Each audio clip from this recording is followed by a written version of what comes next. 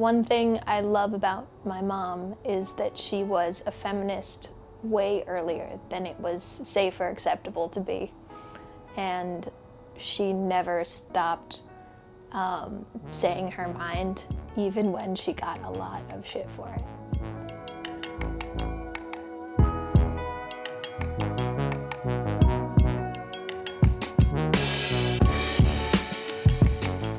She was constantly fighting against people in college. She went to college in the 60s, and she was studying philosophy.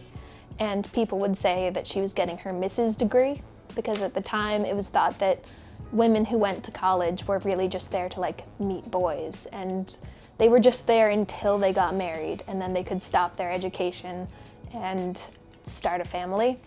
And my mom wasn't interested in that.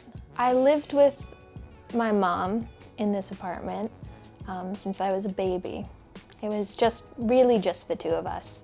We were very much a unit, my mom and me.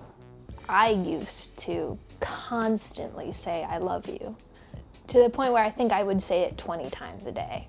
Just randomly, like we would both be sitting here in this living room, and she'd be like, you know, reading the paper, I'd be watching TV, and I would just be like, "Hey, I love you."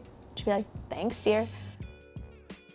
After her first stroke, things between us changed instantly. She had brain damage, and it was a long road to recovering some of the speech was a big thing. So she felt independent, and she didn't understand why she was being held back. And in many ways, she saw me as the one who was holding her back.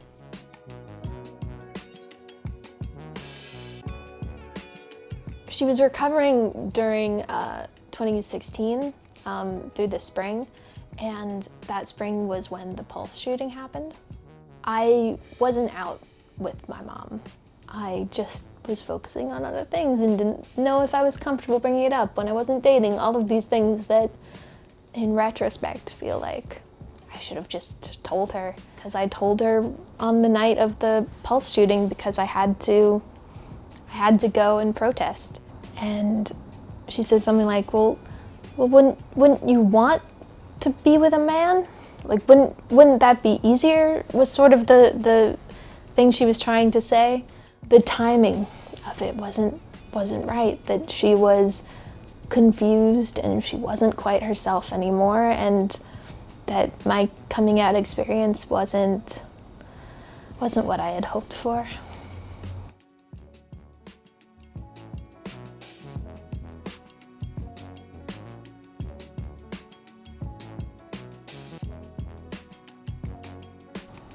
It was August 4th, and I woke up and nothing seemed wrong at first, but I went out into the living room, I think, in here, and I saw my mom in the dining room on the floor, and she was seizing. But I knew what to do. I sat behind her, and I just kind of held her steady and like tried to make sure that she was, you know, not hurting herself. So it's funny that all of these trips that we took to the hospital, I called an ambulance so many times. But then this trip, she was able to walk, so I just called a cab. In retrospect, it's really odd. But we took a cab to the hospital, and we went in, and I described her symptoms, and they took her pretty much instantly away. And I called family to come, my cousin, to stay with her, and I went to work.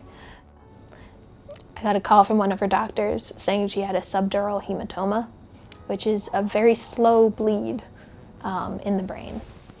And so I left and rushed back. We were led into this small room with 4 members of the neurosurgery team, and that was unusual. Before, there had only been maybe one resident or one of the surgical interns delivering news. And they said that she was 95% brain dead. And I just broke down. I was howling. I was sobbing. I was insensate. I was inconsolable. I live in the same apartment that my mom and I lived in while I was growing up, and that I lived in with her while I was taking care of her. And she's everywhere in this apartment. And my aunt, when she first passed, my aunt said, "Are you sure you want to stay here?" She tried getting me to move. She suggested me staying somewhere else. But I really found comfort in being able to see flashes of my mom's personality and the things that we shared around us all the time. This is probably my favorite of my mom's paintings ever. It's very pop art. It's very, very fucking 60s and 70s with the drip. And it's just been a part of my life since as long as I can remember. It was the piece that she brought back here from Florida. And I remember so much looking up at this from where it used to hang in her bedroom. And I would just like run my finger down the paint lines, which probably is bad for the painting, but it was a very sweet thing for a kid to do. Well, when I think of my mom, I think of her kindness, and I just get this warmth in my chest of knowing that she was such a kind and empathetic person, and that she was capable of touching a lot of lives just by being, you know, a good person, just an objectively kind and good person.